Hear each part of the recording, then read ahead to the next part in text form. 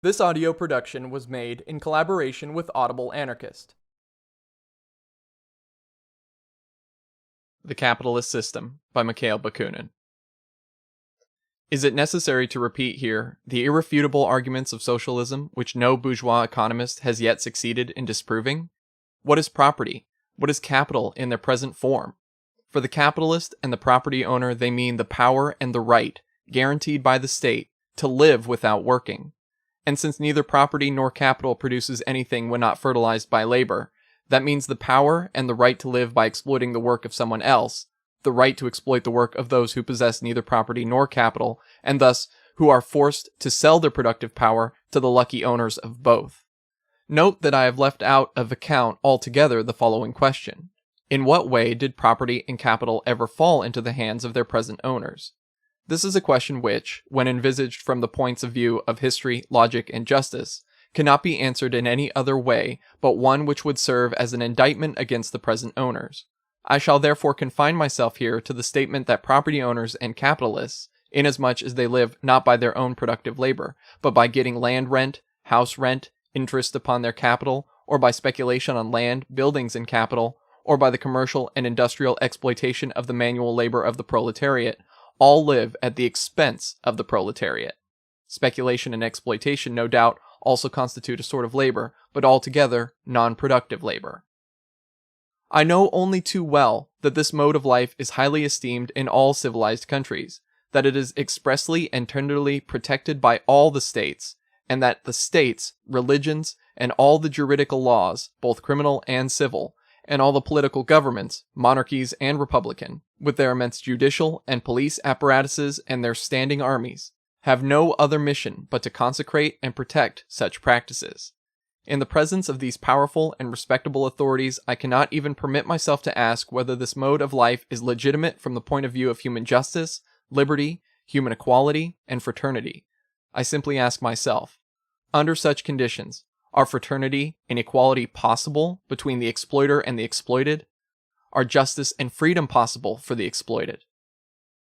Let us even suppose, as it is being maintained by the bourgeois economists and with them all the lawyers, all the worshippers and believers in the juridical right, all the priests of the civil and criminal code, let us suppose that this economic relationship between the exploiter and the exploited is altogether legitimate, that it is the inevitable consequence, the product of an eternal, indestructible social law, yet still it will always be true that exploitation precludes brotherhood and equality. It goes without saying that it precludes economic equality. Suppose I am your worker and you are my employer. If I offer my labor at the lowest price, if I consent to have you live off my labor, it is certainly not because of devotion or brotherly love for you. And no bourgeois economist would dare say that it was, however idyllic and naive their reasoning becomes when they begin to speak about reciprocal affections and mutual relations which should exist between employers and employees. No, I do it because my family and I would starve to death if I did not work for an employer. Thus, I am forced to sell you my labor at the lowest possible price, and I am forced to do it by the threat of hunger. But, the economists tell us, the property owners, the capitalists, the employers, are likewise forced to seek out and purchase the labor of the proletariat. Yes, it is true, they are forced to do it, but not in the same measure.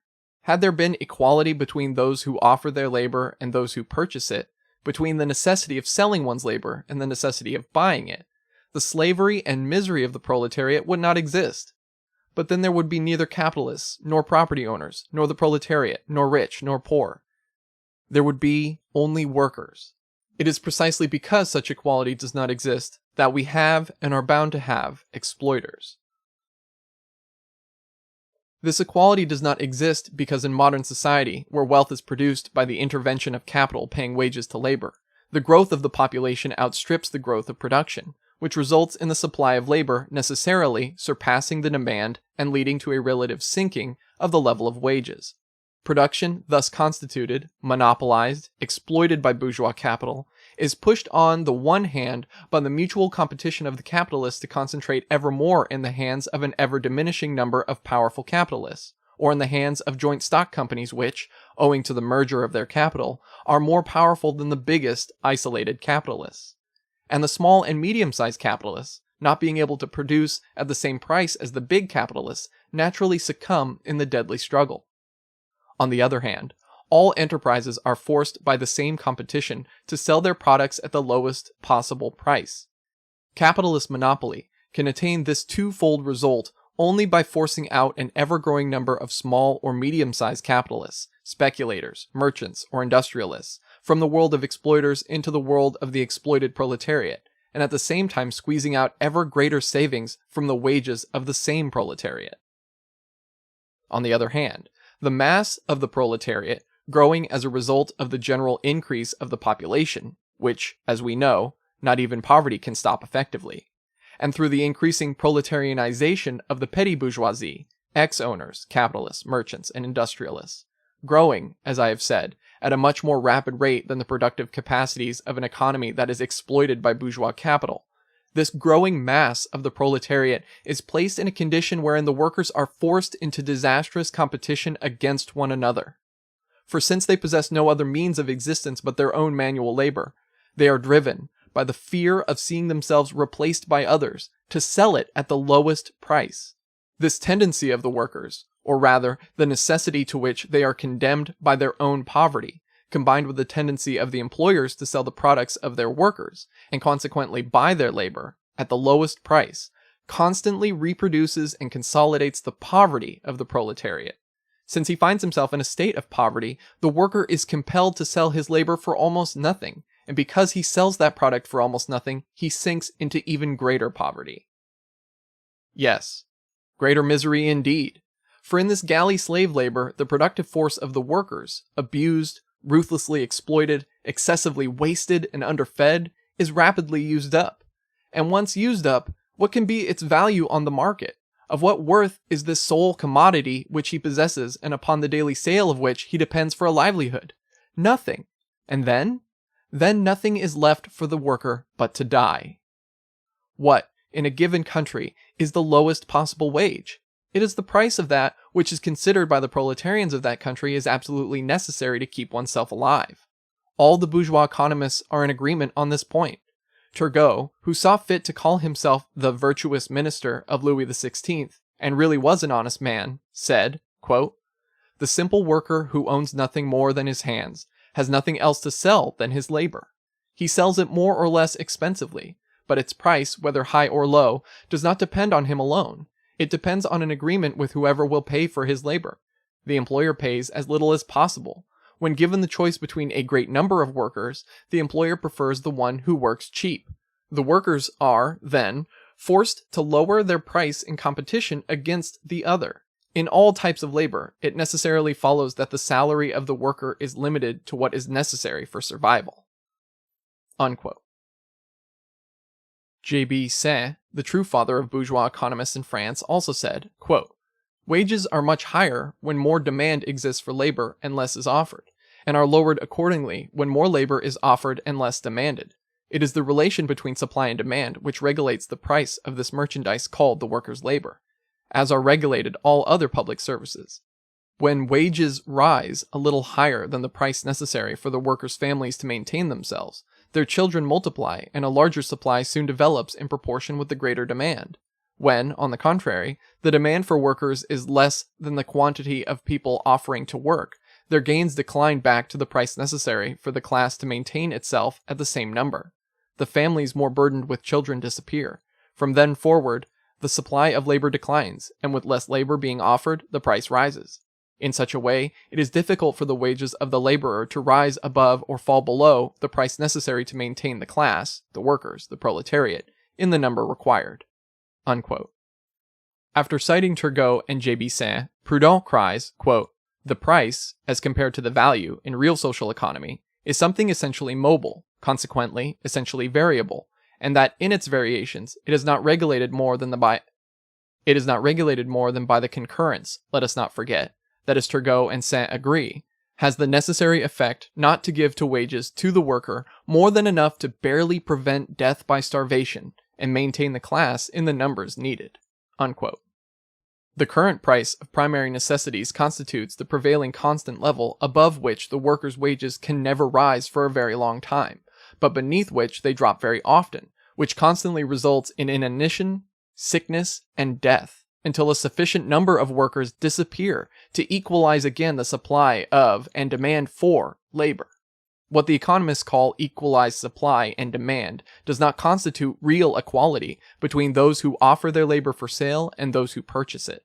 Suppose that I, a manufacturer, need 100 workers and that exactly 100 workers present themselves in the market. Only 100, for if more came, the supply would exceed demand, resulting in lower wages. But since only 100 appear, and since I, the manufacturer, need only that number, neither more nor less, it would seem at first that complete equality was established, that supply and demand being equal in number, they should likewise be equal in other respects. Does it follow that the workers can demand from me a wage and conditions of work assuring them of a truly free, dignified, and human existence? Not at all. If I grant them those conditions and those wages, I, the capitalist, shall not gain thereby any more than they will. But then, why should I have to plague myself and become ruined by offering them the profits of my capital? If I want to work myself as workers do, I will invest my capital somewhere else, wherever I can get the highest interest, and will offer my labor for sale to some capitalist just as my workers do. If, profiting by the powerful initiative afforded me by my capital, I ask those 100 workers to fertilize that capital with their labor, it is not because of my sympathy for their sufferings, nor because of a spirit of justice, nor because of a love for humanity. The capitalists are by no means philanthropists. They would be ruined if they practiced philanthropy. It is because I hope to draw from the labor of the workers sufficient profit to be able to live comfortably, even richly, while at the same time increasing my capital, and all that without having to work myself. Of course I shall work too, but my work will be of an altogether different kind, and I will be remunerated at a much higher rate than the workers. It will not be the work of production, but that of administration and exploitation. But isn't administrative work also productive work? No doubt it is, for lacking a good and an intelligent administration, manual labor will not produce anything, or it will produce very little and very badly.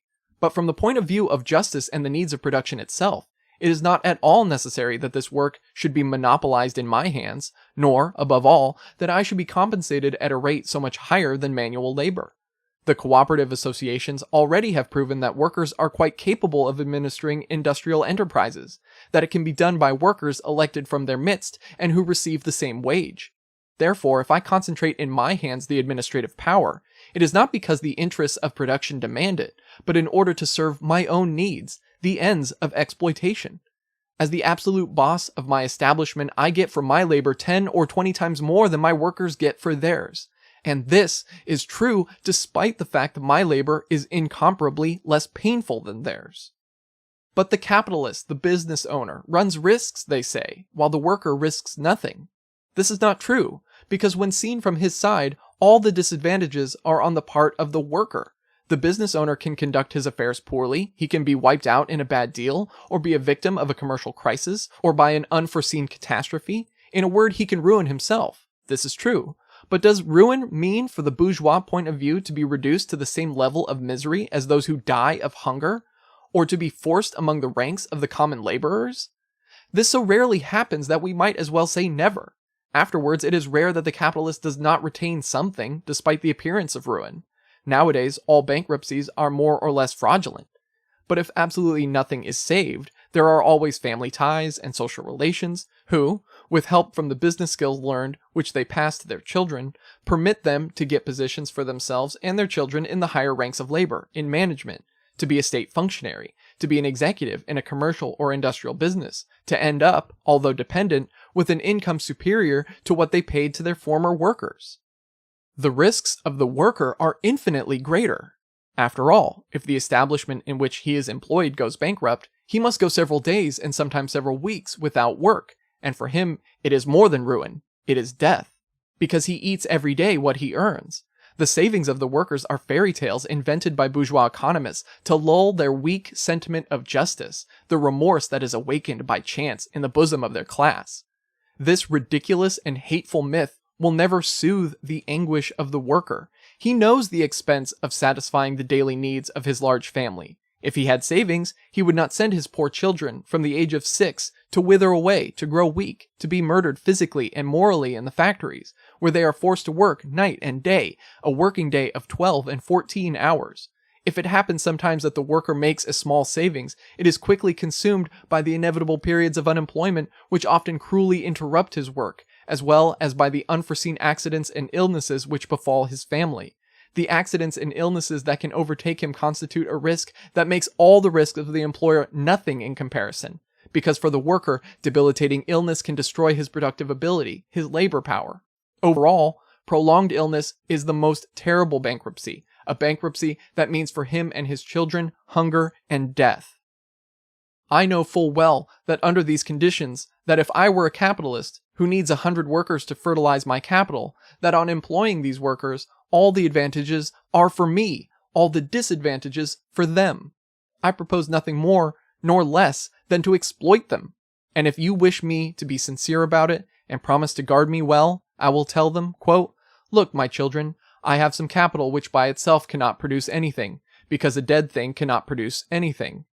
I have nothing productive without labor. As it goes, I cannot benefit from consuming it unproductively, since having consumed it, I would be left with nothing. But thanks to the social and political institutions which rule over us and are all in my favor, in the existing economy, my capital is supposed to be a producer as well. It earns me interest. From whom this interest must be taken, and it must be from someone, since in reality by itself it produces absolutely nothing, this does not concern you. It is enough for you to know that it renders interest. Alone this interest is insufficient to cover my expenses. I am not an ordinary man as you. I cannot be, nor do I want to be, content with little. I want to live, to inhabit a beautiful house, to eat and drink well, to ride in a carriage, to maintain a good appearance, in short, to have all the good things in life. I also want to give a good education to my children, to make them into gentlemen, and send them away to study, and afterwards, having become much more educated than you, they can dominate you one day as I dominate you today. And as education alone is not enough, I want to give them a grand inheritance, so that divided between them, they will be left almost as rich as I. Consequently, because all the good things in life I want to give myself, I also want to increase my capital. How will I achieve this goal?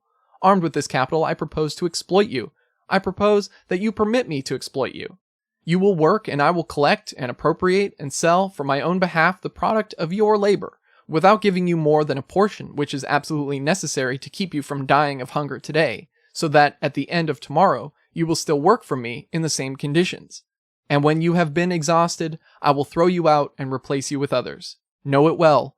I will pay you a salary as small, as impose on you a working day as long, working conditions as severe, as despotic, as harsh as possible. Not from wickedness, not from a motive of hatred towards you, nor an intent to do you harm, but from the love of wealth and to get rich quick, because the less I pay you, and the more you work, the more I gain." Unquote. That is what is said implicitly by every capitalist, every industrialist, every business owner, every employer who demands the labor power of the workers they hire. But since supply and demand are equal, why do the workers accept the conditions laid down by the employer? If the capitalist stands in just as great a need of employing the workers as the 100 workers do of being employed by him, does it not follow that both sides are in an equal position? Do not both meet at the market as two equal merchants, from the juridical point of view at least? One bringing a commodity called a daily wage to be exchanged for the daily labor of the worker on the basis of so many hours per day, and the other bringing his own labor as his commodity to be exchanged for the wage offered by the capitalist, since, in our supposition, the demand is for 100 workers, and the supply is likewise that of 100 persons. It may seem that both sides are in equal position. Of course, nothing of the kind is true. What is it that brings the capitalist to the market? It is the urge to get rich, to increase his capital, to gratify his ambitions and social vanities, to be able to indulge in all conceivable pleasures. And what brings the worker to the market? Hunger, the necessity of eating today and tomorrow. Thus, while being equal from the point of juridical fiction, the capitalist and the worker are anything but equal from the point of view of the economic situation, which is the real situation. The capitalist is not threatened by hunger when he comes to the market. He knows very well that if he does not find today the workers for whom he is looking, he will still have enough to eat for quite a long time, owing to the capital of which he is the happy possessor. If the workers whom he meets in the market present demands which seem excessive to him, because, far from enabling him to increase his wealth and improve even more his economic position, those proposals and conditions might, I do not say equalize, but bring the economic position of the workers somewhat close to his own, what does he do in that case? He turns down those proposals and waits. After all, he was not impelled by an urgent necessity, but by a desire to improve his position, which, compared to that of the workers, is already quite comfortable. And so he can wait, and he will wait, for his business experience has taught him that the resistance of the workers who, possessing neither capital nor comfort, nor any savings to speak of, are presented by a relentless necessity, by hunger, that this resistance cannot last very long, and that finally he will be able to find the 100 workers for whom he is looking, for they will be forced to accept the conditions which he finds it profitable to impose upon them. If they refuse, others will come who will be only too happy to accept such conditions. That is how things are done daily with the knowledge and in full view of everyone. If, as a consequence of the particular circumstances that constantly influence the market, the branch of industry in which he planned at first to employ his capital does not offer all the advantages that he had hoped, then he will shift his capital elsewhere. Thus, the bourgeois capitalist is not tied by nature to any specific industry, but tends to invest, as it is called by the economists, exploit is what we say, indifferently in all possible industries.